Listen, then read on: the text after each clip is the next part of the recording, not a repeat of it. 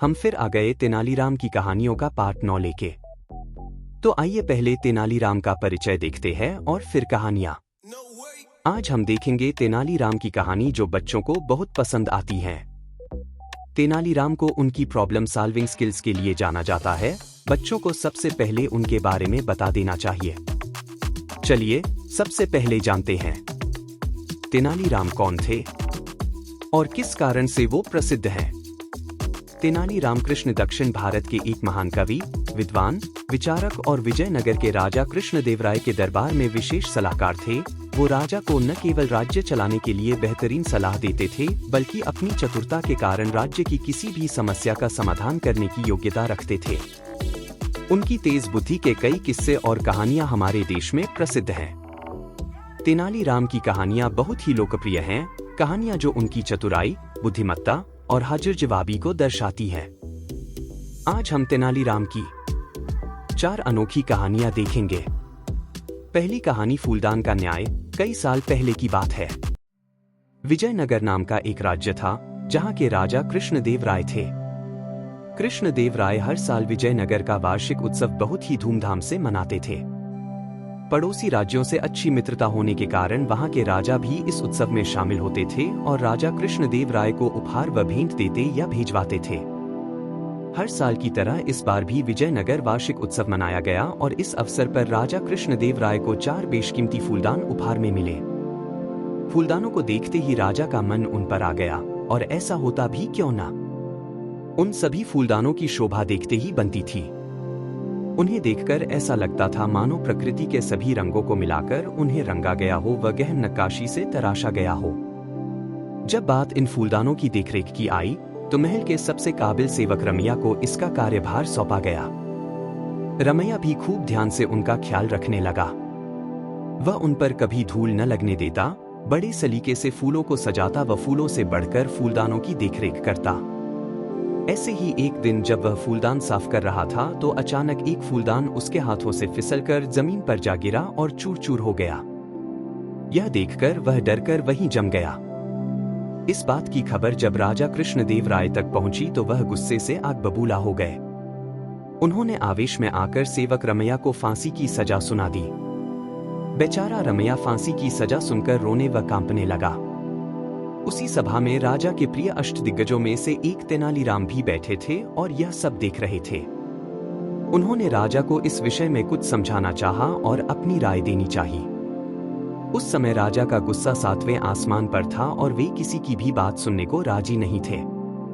इसलिए स्थिति को भांपते हुए तेनालीराम ने चुप रहना ही ठीक समझा। फांसी का दिन तय किया गया। सेवक रमैया का रो रोकर बुरा हाल था। ऐसे में जब तेनालीराम रमैया से मिलने के लिए गए तो रमैया उनसे अपने प्राणों को बचाने की गुहार लगाने लगा।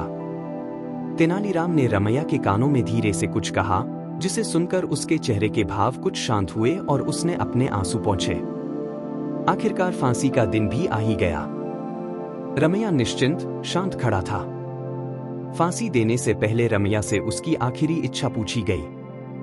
रमैया ने झट से जवाब में कहा कि वह मरने से पहले बचे हुए तीनों फूलदानों को एक अंतिम बार देखना व छूना चाहता है। सभी को उसकी यह इच्छा सुनकर बहुत हैरानी हुई। आदेशानुसार तीनों फूलदानों को मंगवाया गया।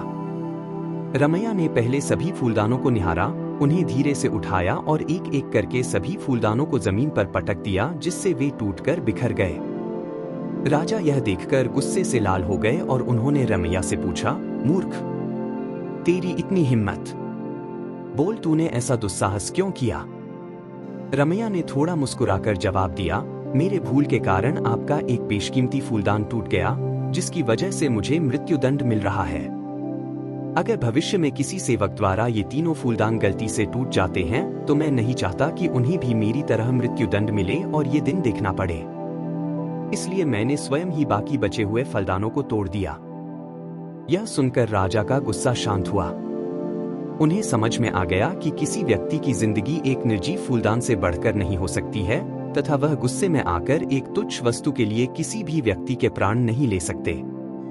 उन्होंने सेवक रमैया को उसकी गलती के लिए माफ कर दिया। साथ में खड़े तेनालीराम यह सब देख मंद मंद मुस्कुरा रहे थे। राजा ने रमैया से पूछा कि तुम्हें ऐसा करने को किसने कहा था। रमैया ने राजा को सारी बात बताई कि ऐसा तेनालीराम ने उसे करने को कहा था। यह सुनते ही राजा ने तेनालीराम को गले से लगा लिया और कहा, तेनालीराम, आज तुमने मुझे बहुत बड़ी भूल करने से बचा लिया और साथ ही एक काबिल सेवक की जान भी बचा ली। आज की इस घटना से मुझे यह समझ में आ गया है कि मनुष्य को गुस्से में आकर कोई भी फैसला नहीं करना चाहिए तथा किसी भी जीव के प्राण किसी वस्तु से कहीं बढ़कर है। इसके लिए शुक्रिया तेनालीराम। कहानी से सीख। इस कहानी से हमें 2 सीख मिलती है। पहला यह कि हमें आवेश में आकर कोई भी फैसला नहीं करना चाहिए। गुस्से में लिए गए फैसले अक्सर गलत साबित होते हैं। दूसरा यह कि किसी भी वस्तु के लिए हमें किसी इंसान के जीवन को खतरे में नहीं डालना चाहिए। किसी भी वस्तु का मोल किसी इंसान की जिंदगी से ज्यादा नहीं होता है। दूसरी कहानी रंगों का खेल। विजयनगर की होली आसपास के कई गांवों में काफी मशहूर थी। इस पर्व को यहाँ बड़ी धूमधाम के साथ मनाया जाता था। खुद महाराज कृष्णदेव राय भी इस मौके पर होने वाले आयोजनों में बढ़ चढ़कर भाग लेते थे। इस दिन किसी एक निवासी को महामूर्ख की उपाधि से नवाजा जाता था। साथ ही 10,000 सोने की मुद्राएं भी भेंट की जाती थीं। अपनी सूझबूझ और वाक्पटुता के कारण तेनालीराम हर साल इस उपाधि को अपने नाम करता था। इस बार होली का त्योहार नजदीक था। तभी दरबारियों ने मिलकर तय किया कि इस साल किसी भी कीमत पर तेनालीराम को यह उपाधि नहीं लेने देंगे। दरबारियों ने योजना बनाई कि तेनालीराम को चुपके से भांग पिला देंगे ताकि तेनालीराम होली के उत्सव में हिस्सा ही न ले सके। होली कार्यक्रम का आयोजन इस साल एक खास बगीचे में हुआ था। वहां खूबसूरत सजावट के साथ ही होली खेलने वाले लोगों के लिए रंग, इत्र से तैयार गुलाल और तरह तरह के पकवान रखे गए थे। उत्सव की शुरुआत में महाराज की घोषणा के साथ हुई, जिसमें महाराज ने कहा कि सभी दिल खोलकर खाएं पिएं और होली खेलें। साथ ही इस बात का भी ध्यान रखें कि किसी भी दूसरे व्यक्ति को उनसे कोई तकलीफ न हो। वहीं जितना हो सके अपनी हरकतों से अपनी मूर्खता का प्रमाण दें ताकि वे महामूर्ख की उपाधि हासिल कर सकें। महाराज की घोषणा के बाद सभी होली खेलने में व्यस्त हो गए और खुलकर मौजमस्ती करने लगे। कुछ लोग नाच रहे थे और कुछ लोग रंगों को हवा में उछाल रहे थे। वहीं कुछ ऐसे भी थे जिनका ध्यान होली खेलने पर कम और खाने पीने पर ज्यादा था। इसी बीच जब तेनालीराम का भांग का नशा कुछ कम हुआ तो वह भी होली उत्सव में हिस्सा लेने पहुंच गया। तभी तेनालीराम की नजर एक पुरोहित पर पड़ी जो मिठाइयाँ खा कम और झोली में भर ज्यादा रहे थे। तेनालीराम कुछ देर तक उन्हें बड़ी ध्यान से देखता रहा। पुरोहित की झोली और दोनों जेबें जब मिठाइयों से भर गई, तो तेनालीराम उनके करीब गया। तेनालीराम ने पानी से भरा एक लोटा लिया और पुरोहित की झोली व जेब में उड़ेल दिया। फिर क्या था, तेनालीराम के ऐसा करने की वजह से पुरोहित जी बहुत नाराज हो गए। वह तेनालीराम पर जोर जोर से चिल्लाने लगे और चीखने लगे। पुरोहित के इस तरह चीखने से सभी उनकी ओर देखने लगे और महाराज की नजर भी उन लोगों पर पड़ी। तब राजा कृष्णदेव उन लोगों के करीब गए और पुरोहित से उनके चिल्लाने की वजह पूछी। तब पुरोहित ने उन्हें बताया कि कैसे तेनालीराम ने उनकी जेब और झोली में पानी डाल दिया।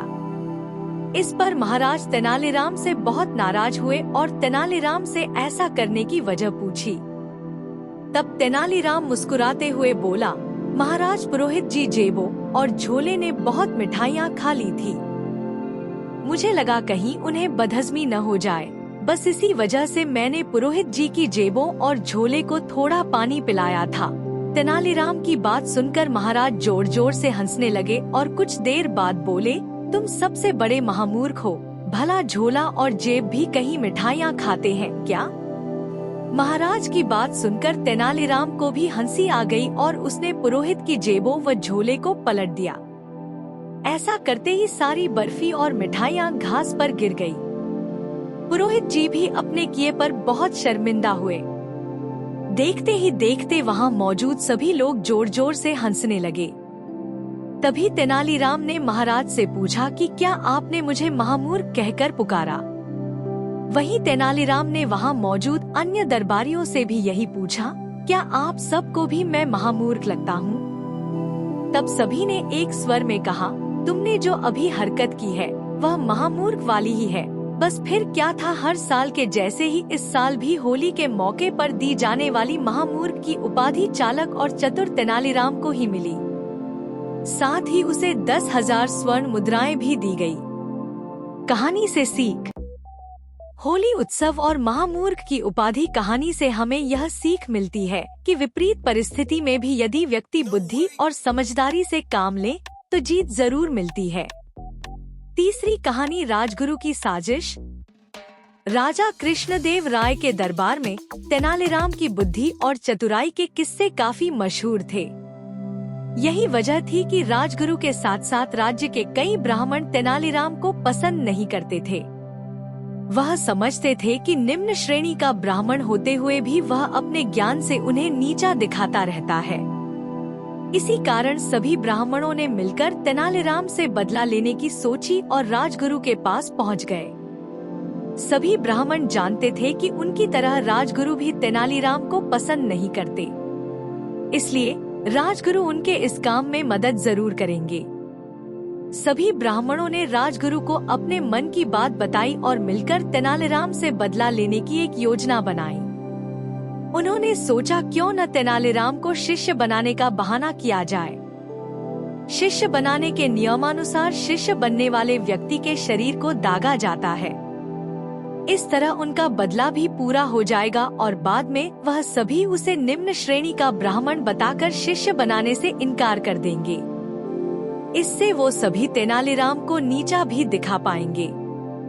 फिर क्या था, अगले ही दिन राजगुरु ने तेनालीराम को अपना शिष्य बनाने की बात बताने के लिए अपने घर बुलवाया। राजगुरु के निमंत्रण पर तेनालीराम राजगुरु के घर पहुंच गया और उसे बुलाने का कारण पूछा। राजगुरु ने कहा, तुम्हारी बुद्धि और ज्ञान को देखते हुए मैं तुम्हें अपना शिष्य बनाना चाहता हूँ। राजगुरु की यह बात सुनकर तेनालीराम को आभास हो गया कि कुछ तो गड़बड़ जरूर है। उसने राजगुरु से पूछा, आप मुझे शिष्य कब बनाएंगे? राजगुरु ने कहा, मंगलवार का दिन इस शुभ काम के लिए सही रहेगा। राजगुरु ने नए कपड़े देते हुए कहा, तेनालीराम मंगलवार को तुम यह नए कपड़े पहनकर आना, तब मैं तुम्हें अपना शिष्य बना लूंगा और साथ ही तुम्हें 100 सोने के सिक्के भी दिए जाएंगे। राजगुरु की बात सुनकर तेनालीराम ने कहा, ठीक है, फिर मैं मंगलवार को सुबह आपके घर आ जाऊंगा। इतना कहकर तेनालीराम अपने घर चला आया। राजगुरु को तेनालीराम ने बिल्कुल भी आभास नहीं होने दिया कि उसे उनकी बात पर कुछ संदेह हो रहा है। घर आकर तेनालीराम ने सारी बात अपनी पत्नी को बताई। सभी बातें सुनने के बाद तेनालीराम की पत्नी बोली, आपको राजगुरु की बात नहीं माननी चाहिए थी। इसमें राजगुरु की जरूर कोई चाल होगी, क्योंकि बिना किसी मतलब के राजगुरु कोई काम नहीं करता है। पत्नी के मुंह से यह बात सुनकर तेनालीराम कहता है, कोई नहीं, राजगुरु को तो मैं देख ही लूंगा। तेनालीराम ने अपनी पत्नी से कहा, मुझे पता चला है कि कुछ दिन पहले कई ब्राह्मण राजगुरु के घर कोई सभा करने गए थे। उन ब्राह्मणों में सोमदत्त नाम का ब्राह्मण भी गया था। सोमदत्त को मैं अच्छी तरह जानता हूँ। वह बहुत ही गरीब है और उसके घर की रोटी पानी भी मुश्किल से चलती है।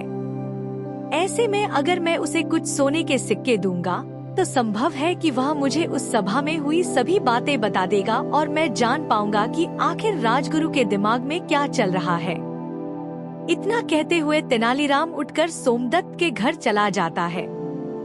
सोमदत्त के हाथों में 10 सोने के सिक्के रखते हुए तेनालीराम उस सभा में हुई सभी बातों के बारे में बताने को कहता है। पहले तो सोमदत्त कुछ भी बताने को तैयार नहीं होता, लेकिन कुछ देर मनाने के बाद वह 15 सोने के सिक्कों के बदले सब कुछ बताने को तैयार हो जाता है। राजगुरु द्वारा तैयार की गई उससे बदला लेने की पूरी योजना जानने के बाद तेनालीराम राजगुरु को सबक सिखाने के लिए विचार करने लगता है। फिर मंगलवार के दिन तेनालीराम राजगुरु द्वारा दिए गए कपड़ों को पहनकर राजगुरु के घर शिष्य बनने के लिए पहुंच जाता है। शिष्य बनाने की विधि शुरू की जाती है और राजगुरु तेनालीराम को 100 सोने के सिक्के देते हुए वेदी पर बैठने को कहता है। तेनालीराम भी झट से हाथ आगे बढ़ाकर सोने के सिक्के ले लेता है और शिष्य विधि को पूरा करने के लिए बैठ जाता है। तभी राजगुरु इशारा देकर साथी ब्राह्मणों से शंख और लोहे के चक्र को गर्म करने के लिए कहते हैं, ताकि विधि पूरी होने पर उससे तेनालीराम को वो दाग सके। विधि आधी ही पूरी हुई थी कि अचानक तेनालीराम दिए गए 100 सोने के सिक्कों में से 50 सोने के सिक्के राजगुरु पर फेंकता है और वहाँ से भाग खड़ा होता है। तेनालीराम को भागता देख राजगुरु और उनके साथी ब्राह्मण भी तेनालीराम के पीछे पीछे भागने लगते हैं। बचने की कोई स्थिति न दिखाई देने पर तेनालीराम सीधे भागता हुआ राज दरबार में पहुंच जाता है। वहां पहुंचकर तेनालीराम राजा कृष्णदेव राय को बताता है, राजगुरु ने मुझे शिष्य बनने का निमंत्रण दिया था, मगर मुझे तब याद नहीं रहा कि मैं निम्न श्रेणी का ब्राह्मण हूँ, जो राजगुरु का शिष्य नहीं बन सकता। जब यह बात मुझे याद आई तब तक आधी विधि पूरी हो चुकी थी। इसलिए मैं राजगुरु द्वारा दिए गए 100 सोने के सिक्कों में से 50 सोने के सिक्के वापस करते हुए वहां से भाग आया। फिर भी राजगुरु मुझे जानबूझकर दागना चाहते हैं, जबकि वास्तविकता में मैं उनका शिष्य बन ही नहीं सकता। जब राज दरबार में राजगुरु पहुँचे तो राजा ने उनसे इस बारे में पूरी बात पूछी। तब राजगुरु ने अपना असली मंतव्य छिपाते हुए राजा से कहा, मुझे भी बिल्कुल याद नहीं था कि तेनालीराम निम्न श्रेणी का ब्राह्मण है। इस पर राजा बोले, तब तो तेनालीराम को उसकी ईमानदारी का इनाम दिया जाना चाहिए। इतना कहते हुए राजा ने तेनालीराम को इनाम के रूप में 1000 सोने के सिक्के भेंट किए। कहानी से सीख। यह कहानी हमें सीख देती है कि दिमाग का इस्तेमाल करके बड़ी से बड़ी समस्या को आसानी से हल किया जा सकता है। चौथी कहानी, बाढ़ का प्रकोप। एक बार की बात है, महाराज कृष्णदेव राय के राज्य विजयनगर में बहुत भयानक बाढ़ आई। इस बाढ़ में राज्य के कई गांव डूब गए। इस वजह से राज्य का काफी नुकसान हुआ। इस प्राकृतिक आपदा के बारे में जब महाराज कृष्णदेव राय को पता चला तो उन्होंने एक मंत्री को फौरन बाढ़ से पीड़ित लोगों की मदद करने का आदेश दिया और कहा, बाढ़ से हुए नुकसान को पूरा करने के लिए जितने भी धन की जरूरत हो वह उसे शाही खजाने से निकलवा ले, मगर जल्द से जल्द सभी पीड़ितों की सहायता की जाए। साथ ही कृष्णदेव ने मंत्री से बाढ़ की वजह से टूटे पुल, सड़क और लोगों के घरों की मरम्मत कराने को भी कहा। महाराज का आदेश पाकर मंत्री ने शाही खजाने से ढेर सारा धन निकाला और लंबे समय के लिए गायब हो गया। काफी समय तक मंत्री के दिखाई न देने पर महाराज और अन्य दरबारियों को लगा कि मंत्री बाढ़ पीड़ितों की मदद करने में जुटा होगा, इस वजह से वह इतने दिन से दिखाई नहीं दिया। मगर तेनालीराम को मंत्री का लंबे समय तक गायब होना हजम नहीं हुआ। इसलिए तेनालीराम ने मंत्री के गायब होने की असल हकीकत जानने का मन बनाया। इसके बाद से तेनालीराम रोज की तरह दिन में दरबार पहुंचता और रात को राज्य में शामिल सभी गांवों में घूमकर किए गए राहत कार्य का मुआयना करता। कुछ हफ्तों के बाद एक दिन मंत्री जी दरबार में हाजिर हुए और गांव में किए गए अपने काम को महाराज कृष्णदेव के सामने बढ़ा चढ़ाकर बताने लगे। यह सब सुनकर महाराज और दरबार में मौजूद अन्य मंत्री बहुत खुश हुए। सभी ने मंत्री के काम की काफी प्रशंसा की। वहीं तेनालीराम ने भी सभी के सुर में सुर मिलाते हुए मंत्री की प्रशंसा कर दी। कुछ देर बाद जब दरबार का कार्य खत्म हुआ, सभी दरबारी अपने अपने घर चले गए, लेकिन तेनालीराम वहीं अपनी जगह पर बिल्कुल शांत बैठा रहा। तेनालीराम को इस स्थिति में देख महाराज कृष्णदेव ने पूछा, तेनालीराम तुम घर क्यों नहीं गए, क्या बात है? इस पर तेनालीराम बोला, महाराज मंत्री ने राज्य में जो राहत और बचाव कार्य किया वह अपनी जगह है, लेकिन यदि आप प्रजा से मिलेंगे तो उन्हें इससे ज्यादा खुशी होगी। तेनालीराम की यह बात महाराज को पसंद आई। उन्होंने अगले दिन ही तेनालीराम के साथ बाढ़ प्रभावित क्षेत्रों का दौरा करने का फैसला किया। अगले दिन सुबह होते ही महाराज और तेनालीराम बाढ़ प्रभावित क्षेत्रों का दौरा करने के लिए तैयार हो गए। दोनों ने अपने अपने घोड़े की सवारी की और आगे बढ़ने लगे। कुछ दूरी पर महाराज रुक गए और चौंक कर तेनालीराम से पूछा, ये शाही बाग में लगे सुंदर पेड़ और फलदार वृक्ष कहाँ गए? तेनाली ने कटाक्ष करते हुए कहा, हो सकता है महाराज यह पेड़ बाढ़ के साथ बह गए हो। तेनालीराम की यह बात सुनकर महाराज खामोश हो गए और आगे बढ़ने का इशारा किया। दोनों कुछ दूर आगे बढ़ ही पाए थे कि महाराज की नजर वहां मौजूद नालों पर पड़ी। नालों पर मंत्री जी को पुल बनवाने को कहा गया था, लेकिन वहां पुल की जगह पेड़ों के तने डाले गए थे।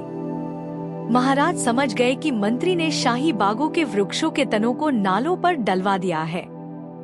तभी तेनालीराम ने चुटकी ली और बोला, महाराज, हो सकता है कि बाढ़ के कारण पेड़ के तने यहाँ आ गए और अटक गए।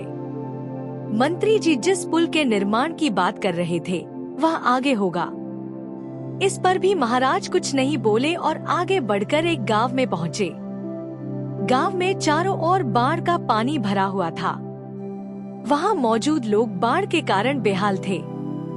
कुछ लोगों जान बचाने के लिए अपने घरों पर पड़ी खपरेल पर चढ़े हुए थे, तो कुछ पेड़ों पर रह रहे थे। यह नजारा देख तेनालीराम बोला, देखिए महाराज, मंत्री ने इन लोगों को पेड़ों और घर की छतों पर चढ़ा दिया है ताकि भविष्य में भी इन्हें बाढ़ से कोई नुकसान न पहुँचे। अब महाराज कृष्णदेव राय के सब्र का बांध टूट गया और वह गुस्सा से तिलमिला उठे। बिना देर किए वह वापस अपने महल आए और उस मंत्री को दरबार में हाजिर होने का संदेश भिजवा दिया। मंत्री डरते डरते दरबार पहुंचा। उसे देख महाराज का गुस्सा फूट पड़ा। उन्होंने मंत्री को खूब फटकार लगाई और जल्द से जल्द सारा धन शाही खजाने में जमा कराने का आदेश दिया। वहीं महाराज ने अब राज्य में राहत और बचाव कार्य कराने का जिम्मा तेनालीराम को सौंपा दिया। साथ ही उसे धन के हिसाब किताब का भी काम दिया और मंत्री किनारे मुंह लटकाए खड़ा रहा। कहानी से सीख। बच्चों, इस कहानी से हमें यह सीख मिलती है कि जब कोई आप पर भरोसा करके कोई बड़ी जिम्मेदारी दे तो आप पूरी ईमानदारी और निष्ठा से उस काम को करें ताकि उसका विश्वास आप पर हमेशा बना रहे।